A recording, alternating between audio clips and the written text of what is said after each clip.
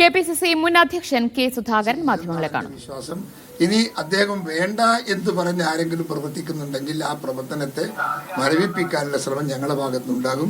ഞങ്ങളൊക്കെ അദ്ദേഹം ഞങ്ങളോടൊപ്പം വരണമെന്ന് പറയുന്ന ആളുകളാണ്.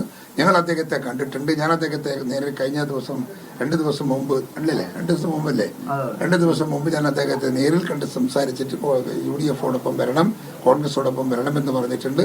വരാമെന്നും എന്റെ വികാരം ഉൾക്കൊണ്ടുകൊണ്ട് ബാക്കിയുള്ള തീരുമാനങ്ങളിൽ കോൺഗ്രസ് സഹകരിക്കുമെങ്കിൽ ഞാൻ അടക്കം നിങ്ങളോടൊപ്പം ഉണ്ടാകും. അപ്പോൾ പൊതുരംഗത്ത് ഞങ്ങൾ ഇറങ്ങി വർക്ക് ചെയ്യുമെന്നുള്ള ഉറപ്പ് എനിക്ക് തന്നിട്ടുണ്ട്. അത്രയും മാത്രമേ എനിക്ക് ഇപ്പം നിലവിലുള്ള എൻ്റെ ഒരു പറയാൻ പറ്റുള്ളൂ.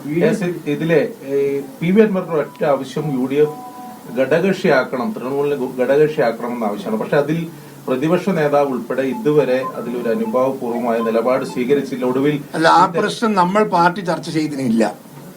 അദ്ദേഹം പറഞ്ഞിരിക്കുന്ന ആ ആവശ്യം പ്രതിപക്ഷ നേതാവ് ഒറ്റക്കെടുക്കേണ്ട തീരുമാനമല്ല.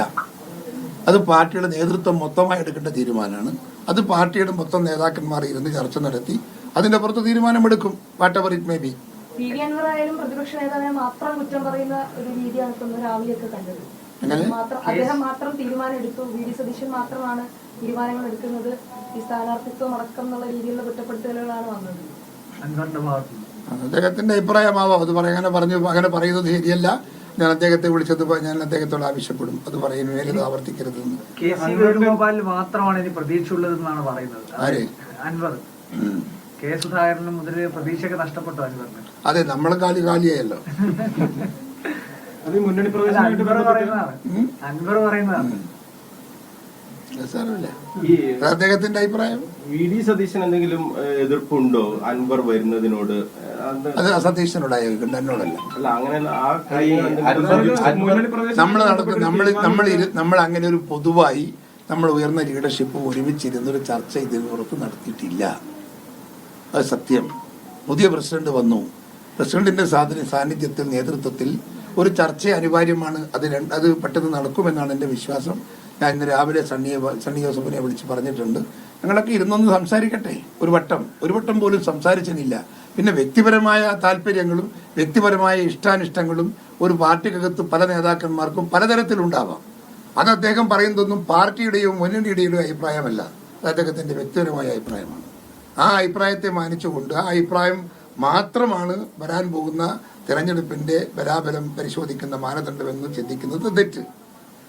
നമുക്ക് UDF-ന്റെ നേതാക്കന്മാർ ഇരുന്ന് ചർച്ച നടത്തിയൊരു തീരുമാനമെടുക്കുന്നതാണ് ആ ഫൈനൽ തീരുമാനം. ആ തീരുമാനത്തിന് വേണ്ടി 2 ദിവസം കാത്തിരിക്കുക. നേതാക്കന്മാരോടൊക്കെ സംസാരിച്ചിരുന്നു ഈ വിഷയവുമായി ബന്ധപ്പെട്ട്. മുസ്ലിം ലീഗ് നേതാക്കളെ സംസാരിച്ചുകൊണ്ടിരിക്കുന്നുണ്ട്. നേരിട്ട് തന്നെ സംസാരിച്ചു. ഞാൻ 1-2 ആളോട് സംസാരിച്ചിട്ടുണ്ട്. അവർക്ക് ഘടകകക്ഷിയാക്കണം എന്നാണോ പറയുന്നത്? അവർക്ക് താല്പര്യമുണ്ട്. അവർക്ക് പിന്നെ UDF-ന്റെ അകത്ത് അൻവറെ കൊണ്ടുവരണമെന്ന താല്പര്യം മുസ്ലിം ലീഗിനുണ്ട്. ഇതിൽ ഒരു ഭിന്നാഭിപ്രായം UDF-ൽ ഉണ്ടാകുന്നത് എന്തുകൊണ്ടാണ്? അൻവറിനെ ഘടകകക്ഷിയാക്കുന്നതിൽ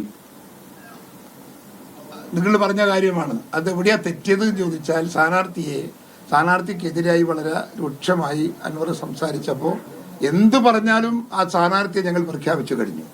ആ പ്രഖ്യാപിച്ച സ്ഥാനാർത്ഥിക്കെതിരെ വരാൻ പോകുന്ന ഒരു മുന്നണിയിലേക്ക് വരാൻ പോകുന്ന ഒരു നേതാവ് അങ്ങനെ പരസ്യമായി പറഞ്ഞപ്പോൾ ഉണ്ടായ ഒരു പ്രതികരണമാണ്. ആ പ്രതികരണം അതിൻ്റെ അകത്ത് അത് അങ്ങോട്ട് തുടരുന്ന പ്രശ്നമില്ല. അത് അൻവറോടൊക്കെ ഞങ്ങൾ സംസാരിച്ചിട്ടുണ്ട്. ഉണ്ടാവാൻ പാടില്ലാത്ത ഒരു പ്രതികരണമാണ് ആര്യാട് ഷൗക്കത്തിനെതിരെ ഉണ്ടായതല്ലേ? അല്ല, അങ്ങനെ അവർ പറയുന്നത് ഒരു സാധാരണഗതിയിൽ നമ്മളൊരു നാട്ടുമര്യാദ എന്ന് പറയില്ലേ, അതിനകത്ത് വികാരം ഉണ്ടാവും സ്വാഭാവികമായും. ഒരു സ്ഥാനാർത്ഥിയെ അംഗീകരിക്കാൻ തയ്യാറായിട്ടുണ്ടോ? ഞങ്ങൾ തയ്യാറാണ്. അൻവർ തയ്യാറായിട്ടുണ്ടോ? ഷൗക്കത്തിനെ അംഗീകരിക്കാൻ അൻവർ തയ്യാറായിട്ടുണ്ടോ? അല്ല, അൻവർ തയ്യാറാവണമല്ലോ. നമ്മൾ സംസാരിച്ച് അൻവർ കൂടെ നിൽക്കുമെങ്കിൽ മാത്രമല്ലേ അൻവറിന് കോൺഗ്രസിനോടൊപ്പം UDF-ഓടൊപ്പം നിൽക്കാൻ പറ്റുള്ളൂ. അല്ല, നിൽക്കാൻ പറ്റില്ലല്ലോ. അത് ഞങ്ങൾ സംസാരിച്ചുകൊണ്ടിരിക്കുന്നു. തീരുമാനം മാറ്റണമല്ലോ. അദ്ദേഹം മുന്നണിന്റെ അകത്ത് ഇരുന്ന് വെച്ചപ്പോ ഷൗക്കത്തിനെതിരെ പ്രവർത്തിക്കുകയും മുന്നണിക്കകത്തിരിക്കാനും അങ്ങനെ സാധിക്കൂലല്ലോ. PV അൻവറിന്റെ സാന്നിധ്യം ഈ തെരഞ്ഞെടുപ്പിൽ അവിടുത്തെ വിജയപരാജയങ്ങളിൽ നിർണായകമാകുമെന്ന് കരുതുന്നുണ്ടോ? അദ്ദേഹത്തിന്റെ പുറകിൽ ആളുകളുണ്ട്, അദ്ദേഹത്തിന് പിന്തുണയുണ്ട്. ആ പിന്തുണ ഒരു നിർണായക ശക്തിയാണ് എന്നാണ് എന്റെ വിശ്വാസം. ഒരു പക്ഷേ PV അൻവർ സ്വതന്ത്രമായി എന്തെങ്കിലും ചിന്തിച്ചു കഴിഞ്ഞാൽ അത് UDF-ന് തിരിച്ചടിയാവില്ലേ? സ്വാഭാവികമായും അത് ചെറുതാണെങ്കിൽ ചെറിയ വോട്ട് അതിന്റെ തിരിച്ചടി ഉണ്ടാവും, വലിയ വോട്ടാണെങ്കിൽ വലിയ വോട്ടിന് തിരിച്ചടി ഉണ്ടാവും. എന്തായാലും അൻവറിന്റെ കയ്യിൽ നിൽക്കുന്ന വോട്ട് UDF-ന് കിട്ടിയില്ലെങ്കിൽ അത് UDF-ന് ഒരു തിരിച്ചടിയായിരിക്കും.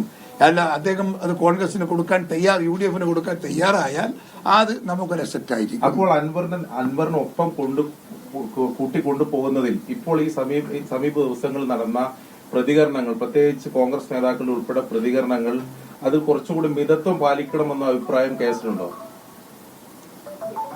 അൻവറിനോടുള്ള നിലപാട് കടുപ്പിച്ചതിലും പ്രതികരണങ്ങൾ ഉണ്ടായതിലും ഇപ്പം അൻവറിനെതിരെ അങ്ങനെ ആരാ കടുപ്പിച്ചത്? അല്ല, അൻവറിന്റെ അതേ ഭാഷയിൽ തന്നെ കോൺഗ്രസ് നേതാക്കൾ പ്രതികരിക്കുന്നത് ശരിയാണോ? ആരാ പ്രതികരിച്ചത് അങ്ങനെ? അതായത് അൻവറിനെ ഒട്ടും വേണ്ട, അല്ല അൻവർ നിലപാട് വ്യക്തമാക്കട്ടെ, അല്ല ആര് പറഞ്ഞിട്ടുണ്ട് അങ്ങനെ? പ്രതിപക്ഷ നേതാവ് പറഞ്ഞു, KPCC പ്രസിഡന്റ് പോലും പറഞ്ഞത് ആ രീതിയിലുള്ളൊരു കാര്യമാണ്. എനിക്ക് തോന്നിയിട്ടില്ല പ്രതിപക്ഷ നേതാവ് അല്ല പ്രസിഡന്റിന്റെ അഭിപ്രായം അങ്ങനെയാണെന്ന് എനിക്ക് തോന്നിയിട്ടില്ല. ഞാൻ ഇന്ന് രാവിലെ സംസാരിച്ചിരുന്നു.